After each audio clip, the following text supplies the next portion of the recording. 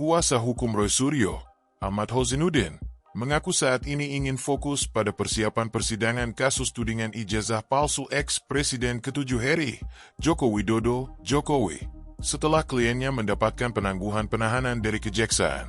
Roy Suryo dan Tifauzia Tiasuma sebelumnya ditangkap dan ditahan oleh Polda Metro Jaya pada Jumat, 19 Juni 2026. Kemudian dilimpahkan ke Kejaksaan Negeri Jakarta Selatan, Kejari Jaksel, Senin, 22 Juni 2026. Namun, setelah dari Kejaksaan, Roy Suryo dan Dr. Tifa justru tidak ditahan karena jaksa mengabulkan permohonan penangguhan penahanan yang mereka ajukan. Mereka pun dikenakan wajib lapor setiap 1 minggu sekali. Menurut Hozinuddin, beban pembuktian dalam perkara ini sekarang tidak berada di pihak Roy Suryo dan rekan-rekannya, melainkan pada pihak Jokowi sendiri. Beban pembuktian itu sekarang bukan ada pada Roy Suryo dan kawan-kawan, ada pada kubu Jokowi, tetapi juga tidak oleh Jokowi tapi diwakili oleh Jaksa Penuntut Umum. Ungkapnya, Rabu, 24 Juni 2026, dikutip dari YouTube TV One, di mana jaksa nanti akan mendakwa bahwa klien kami melakukan fitnah dan pencemaran karena meneliti dengan hasil 99,9% palsu, tambah Hozinuddin. Hozinuddin pun menegaskan, untuk membuktikan tuduhan fitnah atau pencemaran nama baik terkait hasil penelitian tersebut, jaksa harus terlebih dahulu membuktikan keaslian ijazah yang menjadi objek perkara. Bukan hanya ijazahnya, bagaimana prosedur tahapan ijazah itu keluar. Artinya saat masuk kuliah bagaimana, di kuliahnya bagaimana, termasuk KKN-nya bagaimana. Nah, dalam konteks itulah nanti kita akan gali, paparnya.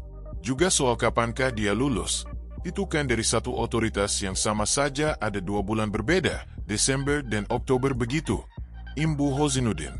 Hozinuddin juga menegaskan, pihaknya akan menempuh upaya hukum secara maksimal untuk membela kliennya tersebut. Kalau kita bicara tentang upaya hukum yang maksimal untuk membela klien, ini yang kami sebut sebagai perang terbuka secara hukum. Kenapa? Seluruh amunisi sekarang siap kita keluarkan. Jadi janganlah kita dipaksa untuk berperang. Setelah kita maju, Anda mundur.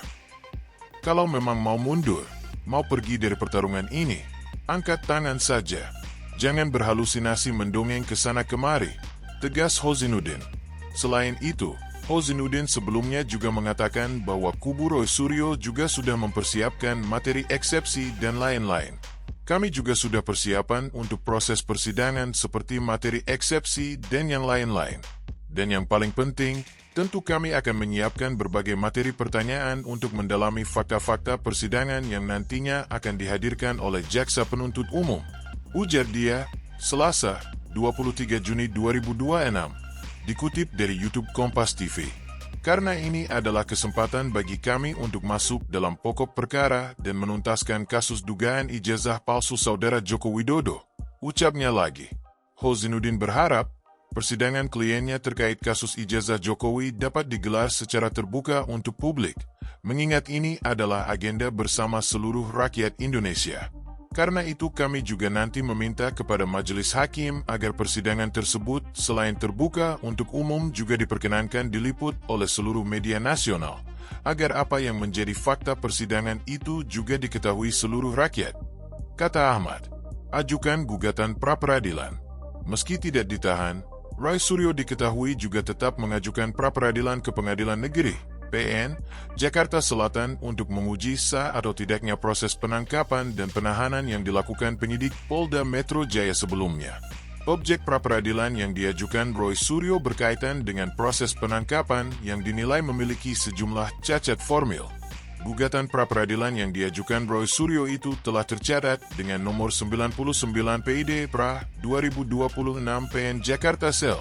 Dengan pihak termohon 1 adalah pemerintah RI Ceki Kapolda Metro Jaya Ceki Direskrimum Polda Metro Jaya Ceki Kasubdit Kamnek Ceki Tim Penyidik. Termohon 2 adalah pemerintah RI Ceki Jaksa Agung RI Ceki Jampidum pada Kejaksaan Agung RI Ceki Kepala Kejaksaan Tinggi DKI Jakarta. Namun, petitum lengkap permohonan gugatan pra-peradilan Roy Suryo belum ditampilkan dalam laman SIP PN Jakarta Selatan. Adapun sidang perdana gugatan pra-peradilan Roy Suryo dijadwalkan digelar pada Senin, 29 Juni 2026. Untuk diketahui, Dr. Tifa awalnya juga sempat mengajukan pra-peradilan ke Pengadilan Negeri Jakarta Selatan. Akan tetapi, permohonan tersebut rencananya akan dicabut karena kini sudah tak lagi ditahan usai penangguhan penahanannya dikabulkan oleh Kejaksaan. Untuk diketahui, dalam kasus ini sebelumnya telah ditetapkan 8 orang tersangka yang dibagi dalam 2 klaster. Klaster pertama terdiri dari Egy Sujana, Kurnia Trirohyani, Damai Hari Lubis, Rustam Effendi, dan Muhammad Rizal Fadillah. Sementara klaster kedua terdiri dari Roy Suryo, Wismon Hasiholan Sianipar, serta Tifauziah Tiasuma. Namun, status tersangka Egy Sujana, Damai Hari Lubis, dan Wismon Sianipar dicabut setelah mengajukan restoratif justice serta menyampaikan permohonan maaf kepada Jokowi. Permohonan maaf diterima oleh Jokowi sehingga ketiganya kini sudah bebas dari jerat hukum.